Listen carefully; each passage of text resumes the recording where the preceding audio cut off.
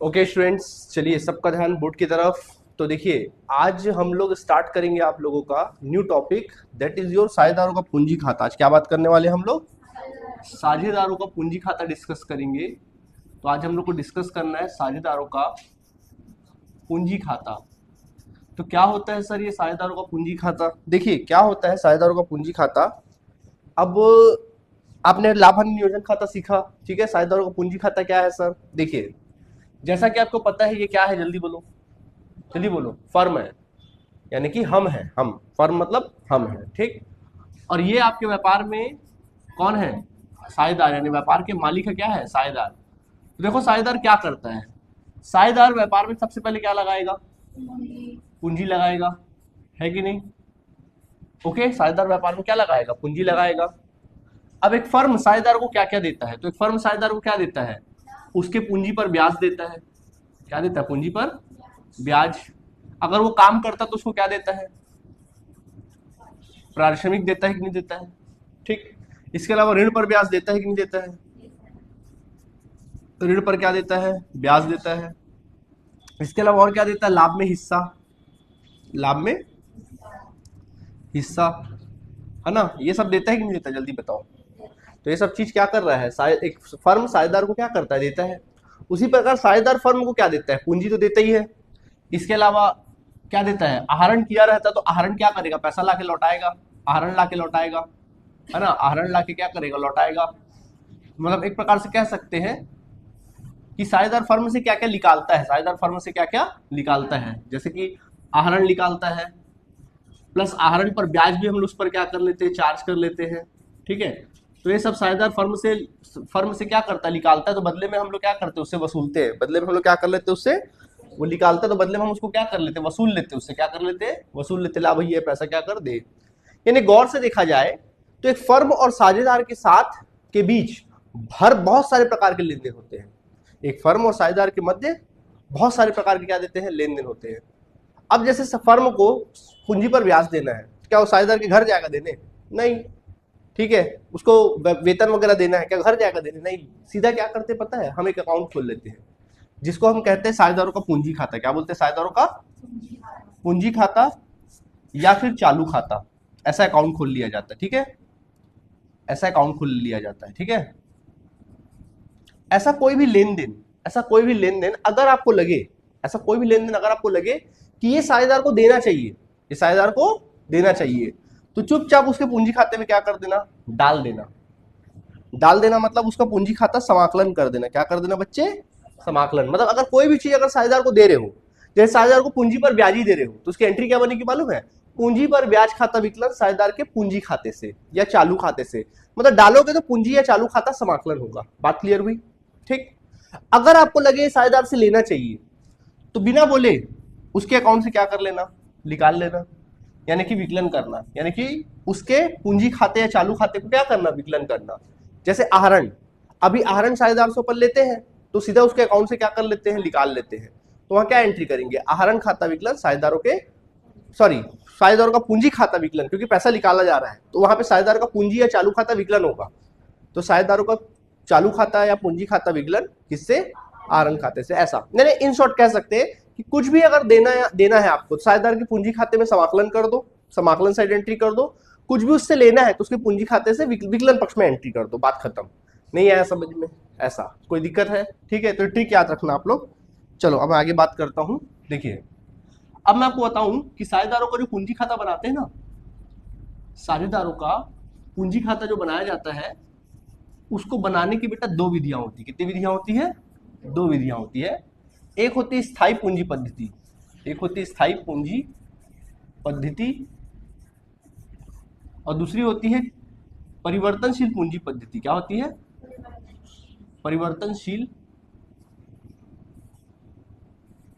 परिवर्तनशील, परिवर्तनशील पूंजी पद्धति, ठीक है, ये होता है। अब देखो होता क्या है, जैसे आप स्थायी पूंजी पद्धति से क्वेश्चन बना रहे हो तो स्थायी पूंजी पद्धति में दो खाते बनते हैं। एक तो साझेदारों का पूंजी खाता बनता है, साझेदारों का पूंजी खाता बनता है, पूंजी खाता बनता है साझेदारों का, ठीक है। ऐसे साझेदारों का पूंजी खाता बनेगा। और दूसरा बनेगा साझेदारों का चालू खाता। साझेदारों का चालू खाता बनेगा। बात समझ में आई कि नहीं आई? साझेदारों का कौन सा खाता बनेगा? चालू खाता। देखो नाम से स्पष्ट है, स्थायी पूंजी खाता। इसका मतलब क्या हुआ कि साझेदारों की पूंजी वर्ष भर स्थायी रहती होगी। मतलब एक बार साझेदार पूंजी लगा दिया और बदलेगा नहीं, हमेशा चलते रहेगा। साझेदार की पूंजी क्या रहेगी? स्थायी रहेगी। ठीक है। अच्छा एक बात बता दूं, साझेदार की पूंजी खाते का शेष हमेशा कौन सा शेष होता है पता है तुम लोग को? समाकलन। जबकि चालू खाते का शेष जरूरी नहीं, कुछ भी हो सकता है। चालू खाते का शेष जो होता है बेटा वो विकलन भी हो सकता है और समाकलन। जो क्वेश्चन में दिया रहेगा वो लेना आपको। अगर क्वेश्चन में कुछ मेंशन नहीं तो फिर उसको क्या मानना? समाकलन शेष मानना। क्या मानना? समाकलन शेष ही मान लेना। क्लियर हुआ बात की नहीं हुआ? ठीक है।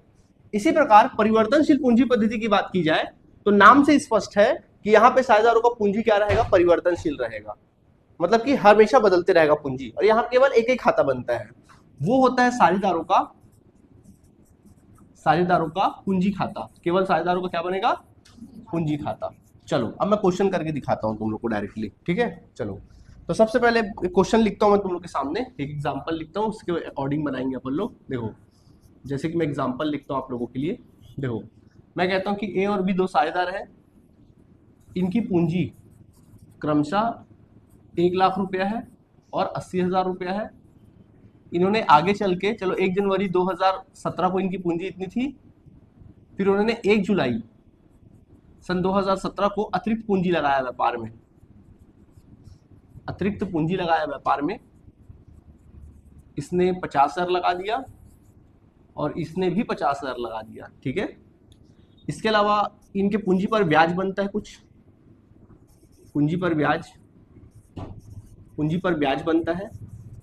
जैसे पूंजी पर ब्याज की अगर मैं बात करूं तो पूंजी पर ब्याज जो बनता है इसका 16,000 बनता है और इसका 15,000 बनता है। इसके अलावा वेतन, साझेदारों को वेतन दिया जाता है, तो इस साझेदार को 10,000 रुपये प्रति माह वेतन दिया जाता है। अच्छा 10,000 बहुत ज़्यादा हो जाएगा, 4,000 प्रति माह वेतन दिया जाता है, पर मंथ दिया जाता है। जबकि इसको 50,000 पूरे साल भर का दिया जाता है। ठीक है, प्रति वर्ष दिया जाता है।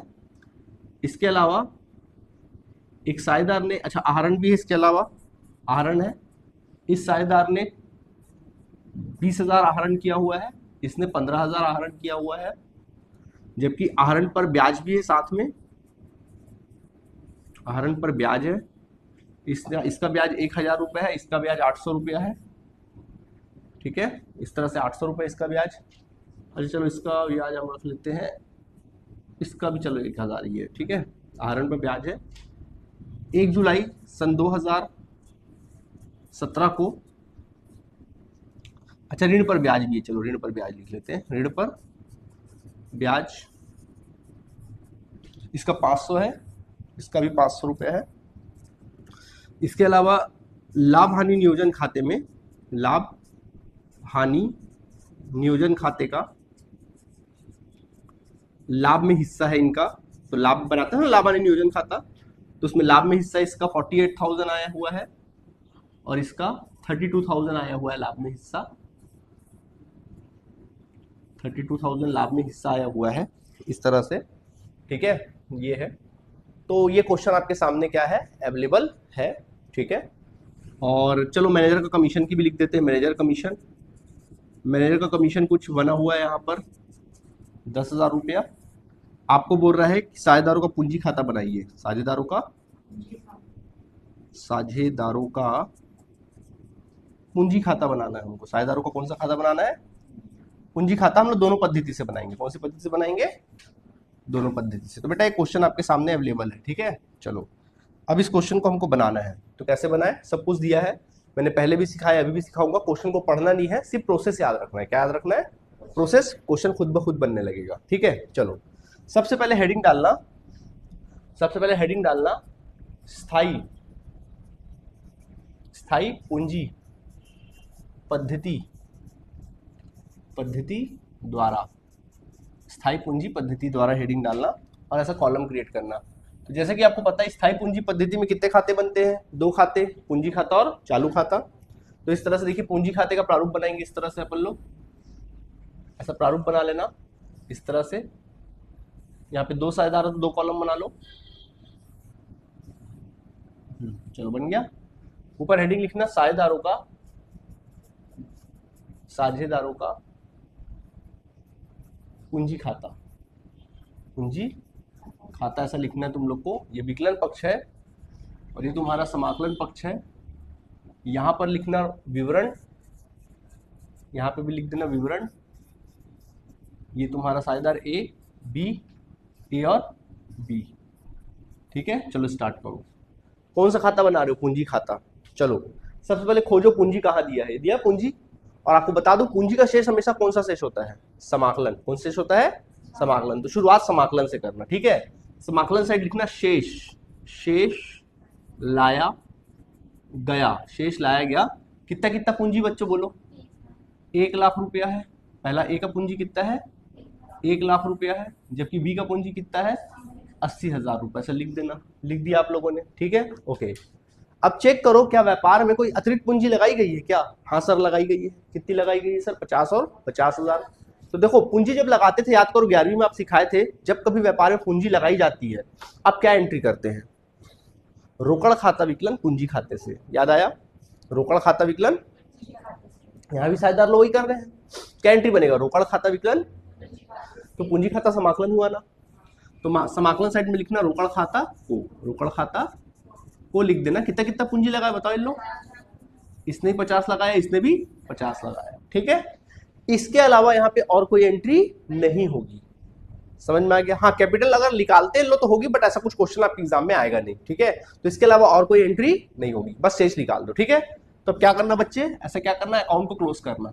ऐसा अकाउंट को क्लोज कर देने का और बराबर से क्लोज कर लेना ना।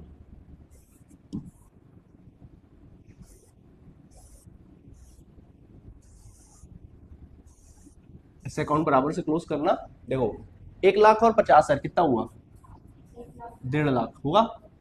1.5 लाख। तो यहाँ लिख लेना 1.5 लाख रुपया। यहाँ पे लिखो 1.5 लाख। लिखना शेष ले गया। क्या लिखना? शेष ले गया, शेष ले गया। इसका जोड़ो 1,30,000। यहाँ पे भी लिख दो 1,30,000। सबको समझ में आएंगे? नहीं आया? ठीक हो गया। टोटल लिख लो 1.5 लाख, 1.5 लाख और 1,30,000 रुपये लिख लो और ट्रांसफर कर दो। शेष लाया गया, नया पूंजी आ जाएगा तुम लोगों का। यहाँ ट्रांसफर कर दो इसी को, 1.5 लाख और 1,30,000। और इस तरह से आपका पूंजी खाता बन गया। कौन सा खाता बन गया? पूंजी खाता बन गया। नहीं आया समझ में? आ गया? कैसा लगा? इजी है कि नहीं? जल्दी बोलो। है इजी? ये पूंजी खाता बना। कौन सा खाता बना? पूंजी खाता। अब इसके बाद हम लोग क्या बनाएंगे? साझेदारों का चालू खाता। इसके उपरांत हम बनाएंगे साझेदारों को कौन सा खाता? चालू खाता बनाएंगे। ठीक है, ओके। हम बनाएंगे चालू खाता।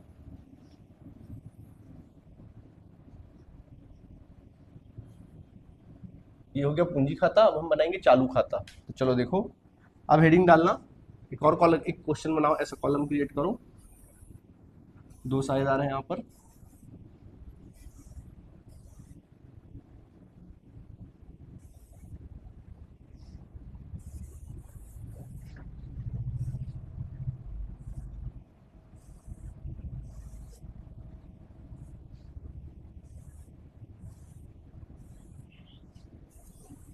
कॉलम क्रिएट करो। ये विकलन पक्ष है और ये आप लोग का समाकलन पक्ष है। ठीक है, यहाँ पे लिखना साझेदारों का चालू खाता। साझेदारों का कौन सा खाता लिखोगे? चालू खाता। तो यहाँ पे लिख देने का चालू खाता। चालू खाता लिख लेना। ठीक है, यहाँ पर साझेदार मान लो ए है, यहाँ पे बी है, यहाँ पे ए है, यहाँ पे कौन है? बी है। ये विवरण और ये तुम लोग का विवरण। ठीक है, ऐसा लिख लेना। ओके, ये लिख लो। चलो देखो, हो गया? यहाँ तक कोई तकलीफ है? नहीं है? चलो देखो, तो ये क्वेश्चन आ गया। ठीक है, अब चलो बनाते हैं। अब लोग चालू खाता बनाएंगे। क्या बनाएंगे? तो चालू खाता क्यों बनाया जाता है? पूंजी की एंट्री सिर्फ पूंजी खाते में होती है और कहीं नहीं होती। अब इसके बाद एक फर्म के द्वारा साझेदार को जो कुछ भी दिया जाएगा या उससे लिया जाएगा, उसकी एंट्री कहाँ होगी? चालू खाते में। तो सबसे पहले चेक करो कहीं क्वेश्चन में चालू खाते का शेष दिया है क्या? क्वेश्चन में चेक करो। नहीं सर, बिल्कुल भी नहीं दिया है। चालू खाते का शेष हमको क्वेश्चन में कहीं भी नहीं दिया है। जब नहीं दिया है तो कोई टेंशन की बात ही नहीं है। अगर होता तो अगर समाकलन शेष होता समाकलन शुरू करते, जैसे पूंजी के लिए किया आपने, विकलन होता विकलन से शुरू करते, बट नहीं दिया है तो कोई बात नहीं, ठीक है। चलो सबसे पहले आप ही लोग बताना, ठीक है, क्वेश्चन को पढ़ते हैं, पढ़ो। पूंजी, तो पूंजी की एंट्री हो चुकी है, अतिरिक्त पूंजी इसकी भी एंट्री हो चुकी है, ओके। पूंजी पर ब्याज, बोलो बेटा पूंजी पर ब्याज, आप फर्म हो ना, तो बोलो पूंजी पर ब्याज साझेदार को दोगे कि उससे लोगे, जल्दी बताओ। हाँ, पूंजी पर ब्याज साझेदार को आप दोगे कि आप उससे लोगे, आप फर्म हो, जल्दी बताओ। आप दोगे उसको, भाई उसने पूंजी दिया, बदले ब्याज आप दोगे ना उसको, तो उसको दोगे ना ब्याज, तो उसके घर जाओगे देने के लिए ब्याज, नहीं उसके अकाउंट में डाल दोगे। क्या है अकाउंट, चालू खाता है ना, डाल देना मतलब समाकलन से एंट्री करना, कहाँ करना, जैसा कोई भी लेन देन अगर आपको लगे कि साझेदार को मुझे देना है तो उसके समाकलन साइड में एंट्री करना, लेना है तो उसकी एंट्री कहाँ करोगे, विकलन साइड में, समझ में आया, ठीक। तो चलो समाकलन साइड में लिखेंगे पूंजी पर ब्याज, कितना है पूंजी पर ब्याज, लिखिए पूंजी पर ब्याज, बोलो पूंजी पर ब्याज कितना है, 16,000 और 15,000 लिख डालिए, ठीक, ओके। अगला पढ़ो फिर क्या लिखा है, वेतन, बोलो वेतन साझेदार को देना है कि लेना है, देना है, किस साइड एंट्री होगी, समाकलन, वेरी गुड, समाकलन में लिखेंगे वेतन खाता को, कितना कितना वेतन देना भाई बताओ जल्दी से, वेतन खाता को, चलो दे दो, हाँ 4,000 पर मंथ है, तो 12 महीने कितना हुआ, 48,000 रुपीज हुआ, और इसका 50,000 डायरेक्ट लिख दो, ठीक है, ओके। आगे आहरण, बोलो आहरण की एंट्री कहाँ लिखेंगे, आहरण साझेदार निकाल लेता है तो हम उससे पैसा वसूलते हैं, क्या करते हैं उससे पैसा, किस साइड एंट्री होगी, विकलन में, तो विकलन में लिखो आहरण खाते से, क्या लिखेंगे, उसने पैसा निकाल लिया ना, तो पैसा कट गया उसके अकाउंट से, तो आहरण खाते से लिखो, बोलो कितना, 20,000 और 15,000 लिख डाले, ठीक। फिर क्या लिखा बच्चे, आहरण पर ब्याज, तो आहरण पर ब्याज भी साझेदार से वसूला जाता है, क्या किया जाता है साझेदार से, तो उसकी भी एंट्री कहां करेंगे, विकलन साइड में लिखेंगे आहरण पर ब्याज, आहरण पर ब्याज कितना रुपए लिखेंगे, 1,000 और 1,000 लिख देंगे, ठीक है। आगे बढ़े, ऋण पर ब्याज, बोलो ऋण, ऋण पर ब्याज साझेदार को देंगे कि लेंगे, बताइए, दिमाग लगाओ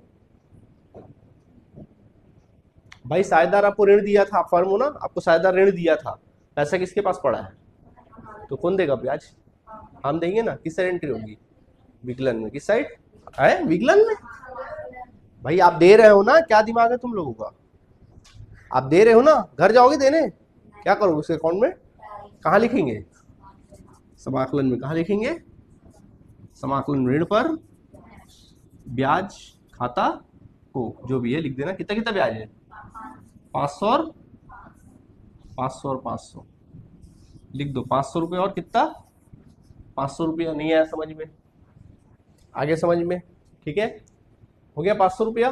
चलो और पढ़ो फिर क्या लिखा है, लाभ हानि में हिस्सा, लाभ, तो देखो लाभ, लाभ है तो उसके अकाउंट में डालेंगे, हानि तो निकालेंगे, तो लाभ है ना, कहाँ डालेंगे, समाकलन में, क्या लिखेंगे, लाभ हानि खाता को, क्या लिख देना, लाभ हानि खाता को, लाभ हानि नियोजन खाता को क्या लिखोगे, लाभ हानि नियोजन खाता को, बोलो कितना कितना, 48,000 और 32,000, ठीक, ओके। हाँ, मैनेजर कमीशन बताओ,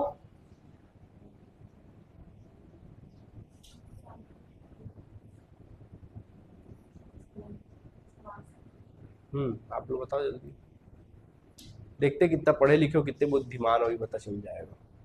किसी बस झेले जा रहे हो, रट्टू तोता नहीं बनो बेटा, लाइफ में रट्टू तोता मत बनो। पढ़ाई जो होती है रट्टू तोता वाली पढ़ाई नहीं होती, समझने वाली पढ़ाई होनी चाहिए, कितनी आपकी समझ है ये पता चलनी चाहिए, कॉन्सेप्ट कितना क्लियर है ये पता होना चाहिए। रट्टू तोता बनोगे तो मैं वही पढ़ाऊंगा जो सीखे हो, और कल को एग्जाम में हल्का सा भी हट के क्वेश्चन आ गया तो वहां गलत करके आ जाओगे, अपनी बुद्धि नहीं चला पाओगे, क्या मतलब,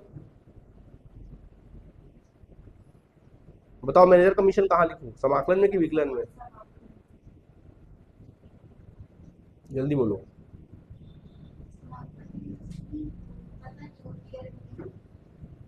अरे क्लियर नहीं है तो बताओ ना भाई, कुछ कारण तो बताओ, कहाँ लिखूं, समाकलन विकलन में लिखूं या नहीं लिखूं, कुछ तो बताओ।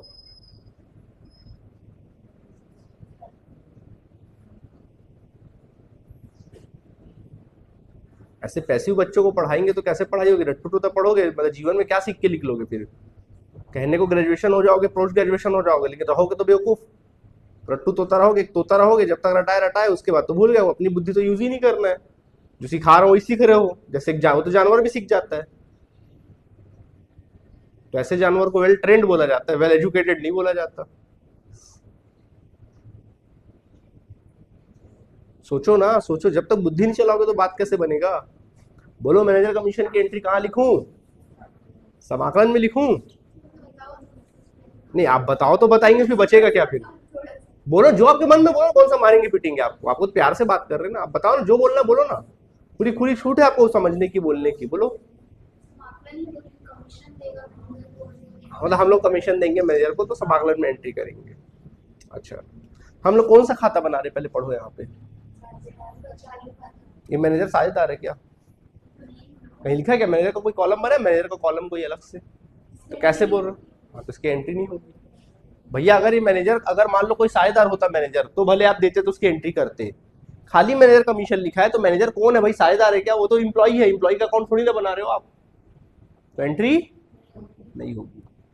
ये होती है आपकी बुद्धि।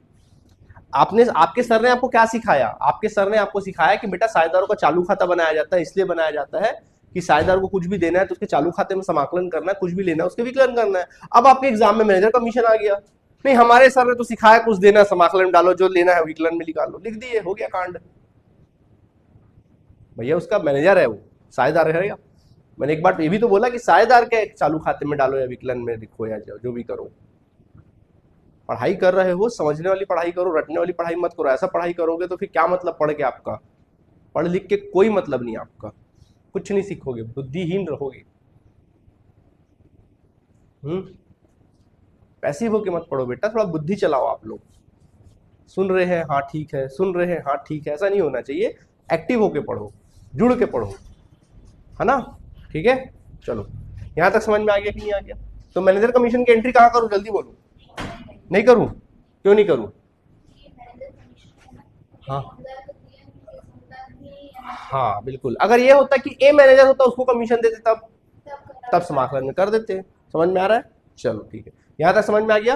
ऋण ऋण होगा तो उसकी एंट्री यहाँ मत करना भैया, ठीक है? हालांकि ऋण पर ब्याज की भी एंट्री नहीं करते, बट आपके सीजी बोर्ड में करते करके मुझे कराना पड़ रहा है ऐसा, अदरवाइज मैं कभी नहीं कराता। ठीक है, चलो यहां तक कोई तकलीफ नहीं। तो बस क्या करना, खाता बही को ऐसा बंद करना, खाता को क्या करना, बंद कर देना, इस तरह से खाता को बंद करना। चलो अब समाकलन जोड़ो, जोड़ो समाकलन फटाफट से। 16 और 48 कितना होगा, जल्दी जोड़ते जाओ। 48 16, देखो जल्दी, 16,000 जोड़ते जाओ, प्लस फिर कितना है 48,000, हाँ फिर उसके बाद 500। अगर आप समाकलन टोटल करो कितना आ रहा है, देखो 1,12,500 आ रहा है क्या?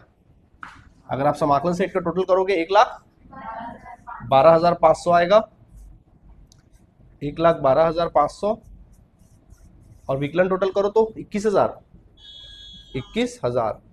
तो 0 0 5 1 11 में जाएगा 9, है ना? 9, 91,500 शेष आ रहा है। तो बेटा यहाँ पे लिख देना 91,500, यहाँ पे लिखने का आप लोगों को 91,500 रुपये शेष लिखना, और इधर पे लिख लेना 1,12,500 जो टोटल आया है, 1,12,500। इसका टोटल करो चलो, 82,082 कितना आ रहा है? 9750, 97,500 आ रहा है। 82 और 10 92, 92 5 97, हाँ ठीक है। 97 में से 16,000 घटा दो, 97,500 में से 16,000 घटाएंगे अपन लोग,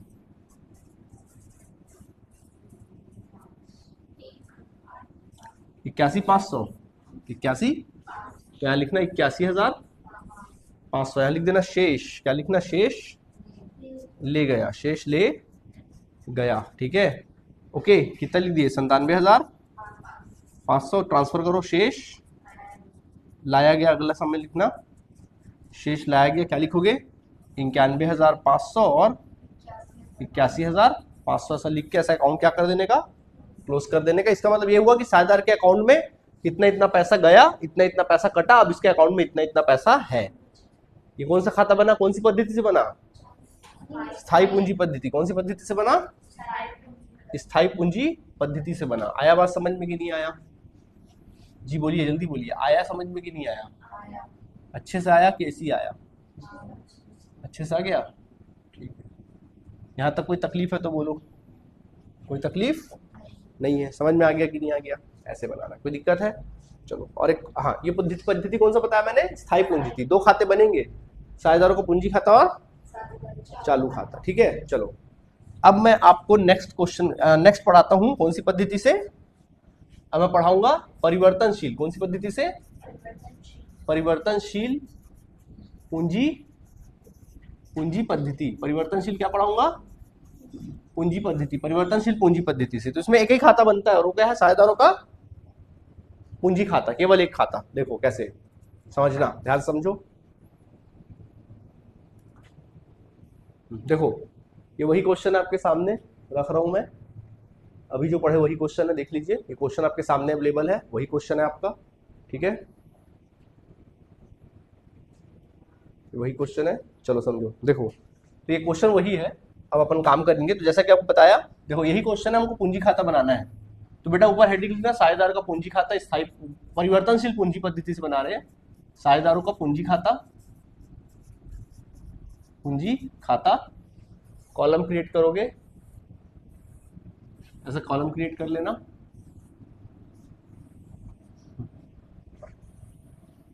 ये समाकलन पक्ष है और ये आपका विकलन पक्ष है। ये ए का कॉलम है, बी का कॉलम है, ए का कॉलम और बी का कॉलम है। चलो फटाफट बनाएंगे, बोलो। सबसे पहले पूंजी खाता, पूंजी बोलो, पूंजी का शेष क्या होता है? समाकलन। तो बेटा समाकलन साइड लिखना शेष लाया गया। क्या लिखना? शेष लाया गया। कितना कितना है बोलो जल्दी से? 1 लाख और कितना? 80,000 है। ठीक है, क्या व्यापार में इन्होंने और अतिरिक्त पूंजी लगाया? हाँ जी सर लगाया है, देखो लगाया है। तो इसको भी एंट्री कर दो, समाकलन में लिखो रोकड़ खाता को। क्या लिख दो? रोकड़ खाता को लिख दो। बोलो कितना? 50,000 और 50,000। फिर पढ़ो क्या लिखा है। हाँ, अब देखो इसमें क्या होगा मालूम है? पूंजी की भी एंट्री यही होगी और जो कुछ भी लेन देन है उसकी भी एंट्री क्या होगी? यही होगी। पूंजी पर ब्याज, बोलो जल्दी बोलो। समाकलन की विकलन, जल्दी बोलो। क्यों विकलन होगा? पूंजी पर ब्याज, पूंजी लगा रहे साथ में, साझेदार पूंजी लगा रहे हैं। समाकलन होगा ना, हम पूंजी पर ब्याज उसको क्या करेंगे? देंगे। समाकलन होगा, समाकलन साइड लिखेंगे पूंजी पर ब्याज, डाल दो उसके अकाउंट में। पूंजी पर ब्याज कितना रुपया? 16,000 और 15,000। अच्छा, फिर पढ़ो क्या लिखा? वेतन, बोलो। वेतन उसे घर जाएंगे देने, क्या करेंगे उसके अकाउंट में? किस साइड? समाकलन में लिखो वेतन खाता को। कौन विकलन बोल रहा था? कौन बोल रहा था विकलन? क्यों? अरे बेटा सीधी सी बात है, एक ही बात है। साझेदार को कुछ भी दोगे समाकलन में डालो, जो भी लोगे उससे विकलन में डालो, बात खत्म। अब इसमें क्या पढ़ना पढ़ाना? बोलो जल्दी। कुछ भी देना है साझेदार के खाते के समाकलन में, साझेदार से कुछ भी वसूलना है विकलन में, खत्म। आहरण बोलो। आहरण को हम क्या करते हैं वो सोचो, रट्टू मत बनो कि भाई क्या करना है यहां लिखा है। सोचो आहरण क्या होता है। सर आहरण जब साझेदार अपने पर्सनल पर्पस से कुछ निकाल लेता है तो निकल गया, वसूलोगे ना उससे पैसा, बोलोगे ला वापस ला। किस साइड? विकलन में, ऐसा। ठीक है, आहरण खाते से क्या लिखना? आहरण खाते से कितना कितना है? जल्दी बोलो। 20,000 और 15,000। फिर बोलो आहरण पर ब्याज विकलन। ठीक, लिखो आहरण पर ब्याज विकलन में। आहरण पर ब्याज किस पे? कितना कितना है? 1,000 है। ओके, और बोलो। ऋण पर ब्याज, बोलो। समाकलन। ठीक, वेतन को तो लिखी नहीं अमाउंट को, कितना कितना अमाउंट था? 48,000 कितना था इसका? हाँ, ऋण पर ब्याज। हालांकि रूल के अकॉर्डिंग तो लिखते नहीं है, बट अब तुम लोग की बुक में लिखता है करके मैं लिख रहा हूँ। बोलो कितना? 500 और 500। चलो ठीक है, फिर बोलो लाभ में हिस्सा, बोलो। हाँ, समाकलन में तो लाभ हानि नियोजन। अगर हानि होता तो किस साइड एंट्री करते? अगर हानि तो विकलन में, लाभ है तो समाकलन में। समझ में आ रहा है? बात नहीं आ रहा है? कितना कितना? 48,000 और 32,000। ठीक है, 48 और 32,000। ठीक है, मैनेजर कमीशन नहीं होगा। ठीक, चलो हो गया, सब लिख दिया आप लोगों ने? तो बस समाकलन जोड़ो, विकलन घटाओ। चलो अकाउंट ऐसा क्लोज करो प्यार से, ऐसा अकाउंट क्लोज करो बराबर से। चलो समाकलन जोड़ो, विकलन घटाओ, कितना कितना आ रहा देखो। इसका तो हमने टोटल कर ही लिए थे ऑलरेडी शायद तक, क्या ला कितना आया था इसका टोटल? 1,12,500 आया था। ये टोटल तो कर ही चुके थे ना, 1,12,500, उसमें 1.5 लाख जोड़ दो। 1,12,500 और 1.5 लाख, 1.5 लाख जोड़ो तो कितना आ रहा है? 0, 5, 2, 6, 2, 2,62,500 आ रहा है ना। जोड़ लो तुम लोग, मैं 2 मिनट आ रहा हूँ।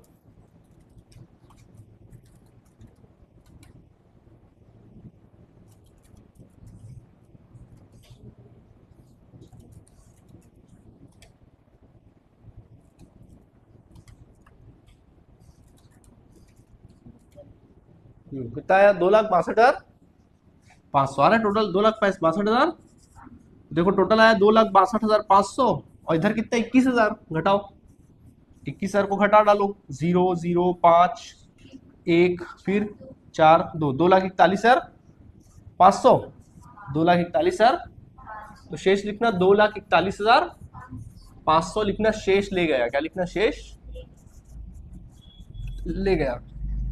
वैसे इसका हिसाब किताब करो, कितना आ रहा था इसका? शायद 97,500 निकाले थे टोटल ना, 97,500 और इधर 31, 1,30,000 ये दोनों का, और 97,500 कितना आएगा? 2,87,000 कहाँ से? 7, 9, 9, 3 कितना होगा? 12, 1, 2,27,500। 2,27,000 कितना आएगा बेटा?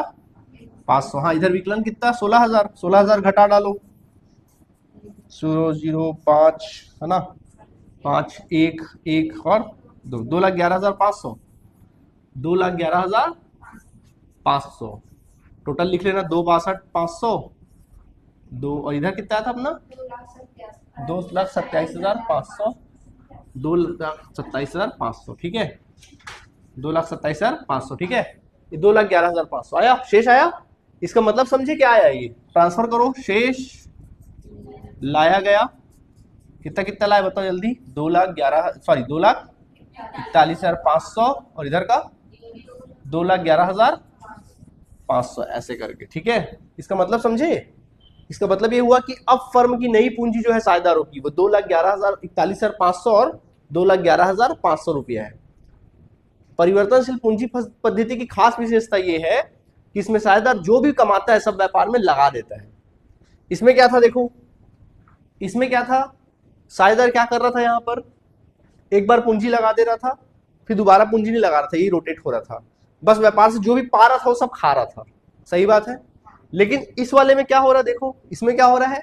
जो लगाया वो तो लगा ही है, जो कमाया व्यापार से उसको भी क्या कर दिया? व्यापार में लगा दिया। जितना जरूरत है उतना ही निकाला, बाकी व्यापार में लगा दिया। यानी एक प्रकार से देखा जाए तो प्रोग्रेसिव अप्रोच है।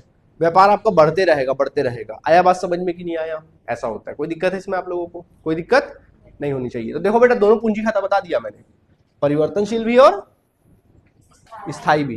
डन। अब जब भी क्वेश्चन आएगा इसी बनाओगे कि नहीं बनाओगे? कुछ होमवर्क दूं, बना के लाओगे? चलो मैं कुछ होमवर्क देता हूं, उसको बना के लाना। कुछ होमवर्क देता हूं, जैसे कि मैं बोलता हूं, एक एग्जांपल दे रहा हूं तुम लोग को। ए और बी दो साझेदार हैं, इनका पूंजी इतना है, 2 लाख रुपया है और 1.5 लाख रुपया है। अतिरिक्त पूंजी लगाया गया व्यापार में, अतिरिक्त पूंजी लगाया गया व्यापार में। इसने 50,000 लगाया है, इसने 80,000 रुपये लगाया है। इसके अलावा पूंजी पर ब्याज है बेटा, पूंजी पर ब्याज है, पूंजी पर ब्याज है। इसका पूंजी पर ब्याज 15,000 है, इसका पूंजी पर ब्याज 17,000 है। वेतन है इन लोगों का, वेतन, इस साझेदार का वेतन 5,000 रुपये प्रति माह है और इस साझेदार का वेतन 70,000 रुपये पूरे साल भर का है। साथ में ये दोनों साझेदार को कमीशन भी मिलता है। क्या मिलता है? इसकी भी एंट्री समाकलन में ही करोगे, ठीक है। इसको कमीशन मिलता है 1 लाख रुपए, इसको मिलता है 1.5 लाख रुपए कमीशन साल भर का। इसके अलावा ऋण पर ब्याज है इन लोगों का, ऋण पर ब्याज। इस साझेदार को ऋण पर ब्याज 2,000 मिलता है, इसको 1,000 रुपये मिलता है। इसके अलावा आहरण है, तो इसका आहरण है वर्ष भर का 80,000 रुपया, इसका है 70,000 रुपया। आहरण पर ब्याज भी है, इसका है 4,000 रुपया, इसका है 3,500 रुपया, ठीक है, 3,500 रुपया। लाभ में हिस्सा है, किसमें हिस्सा है? लाभ में हिस्सा है, लाभ में हिस्सा है, पता है ना लाभ में हिस्सा क्या करना है, ठीक है। कितना है, इसका है 1,000 रुपया, सॉरी 1,000 इतना कम लाभ थोड़ी चलेगा, इसका 55,000 रुपया है और इसका 45,000 रुपया है, ठीक है। तो इस प्रकार से आपको दोनों पद्धति से पूंजी खाता और चालू खाता और उधर साझेदारों का पूंजी खाता दोनों पद्धति से बनाना है, ठीक है। बन जाएगा कि नहीं बनेगा, बन जाएगा, दोनों पद्धति से होमवर्क है। चलो और एक क्वेश्चन देता हूं। एक्स और वाई ये दोनों साझेदार हैं, इनकी पूंजी एक्स ने 5 लाख लगाया, इसने 3 लाख रुपए लगाया, अतिरिक्त पूंजी लगाया, एक्स ने अतिरिक्त पूंजी 1 लाख रुपए लगाया, इसने भी 1 लाख रुपए लगा दिया। इसके अलावा पूंजी पर ब्याज है, पूंजी पर ब्याज है, इसका पूंजी पर ब्याज 8,000 रुपया, इसका पूंजी पर ब्याज 40,000 रुपया है, इसका पूंजी पर ब्याज 30,000 रुपया है। इसके अलावा वेतन, ये दोनों को वेतन मिलता है, तो 10,000 रुपये प्रति माह, 10,000 रुपये प्रति माह इसको वेतन मिलता है, इसको 8,000 रुपये प्रति माह वेतन मिलता है। कमीशन मिलता है, तो इसको कमीशन मिलता है 40,000 रुपये साल का, इसको 80,000 रुपये मिलता है। इसके अलावा इनको ऋण पर ब्याज वसूला जाता है, दिया जाता है इनको ऋण पर ब्याज, तो इसका ऋण पर ब्याज 3,000 रुपया है, इसका भी 3,000 रुपया है। इसके अलावा आहरण है, तो इन जनाब का आहरण 1.5 लाख रुपया है, इसका आहरण 1 लाख रुपया है। ब्याज बोला जाए आहरण पर तो इसका 25,000 रुपया है और इसका 20,000 रुपया है, ठीक है। बना पाओगे कि नहीं बना पाओगे, दोनों पद्धति से बनाना है, ठीक है। तो आज के लिए इतना काफ़ी है कि नहीं काफ़ी है। तो आज की क्लास में हमारा एक ही शॉर्ट में साझेदारों का पूंजी खाता क्या हो गया, कंप्लीट। तो हमने इस तरह से लाभ हानि नियोजन खाता भी सीख लिया और पूंजी खाते भी क्या कर लिए, सीख लिए। कोई तकलीफ है तो बोलो, नहीं है, चलिए। तो आज आपने क्या क्या क्या सीखा आप लोगों ने, पहला क्लास, पहला चैप्टर, पहला पेज, दूसरा पेज, तीसरा, चौथा और 5वां, ठीक। चलिए, थैंक यू बच्चों।